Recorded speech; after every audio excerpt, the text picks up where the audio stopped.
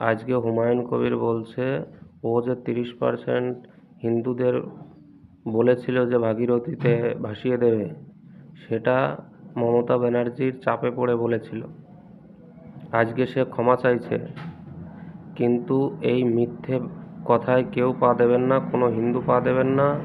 আর যদিও বা দলের চাপে বলে থাকতো, তাহলে মমতা ব্যানার্জির মানসিকতাটাও এর ভিতরে বোঝা গেল। দ্বিতীয়ত কথা, এরা কোনোদিনও হিন্দুদেরকে ভালো চায় না, হিন্দুদের কোনোভাবে সাহায্য করতেও চায় না, ভালোও চায় না এরা।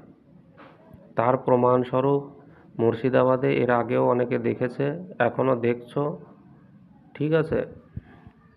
যারা মুঘল আক্রান্তা, যারা এসে হিন্দু দেবদেবীদের মন্দির ভেঙেছে, তার নামে সে মসজিদ তৈরি করছে।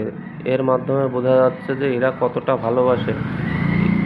এদের সব কাজ হিন্দু ভাবাবেগে আঘাত করা, হিন্দুদের কিভাবে উচ্ছেদ করা, কিভাবে অপমান করা, কিভাবে ধর্ম পরিবর্তন করা, এটাই এদের মূল উদ্দেশ্য। তাই এদের মিথ্যে কথায় কেউ পা দেবে না। এদের থেকে সাবধান থেকো, সতর্ক থেকো। হর হর মহাদেব।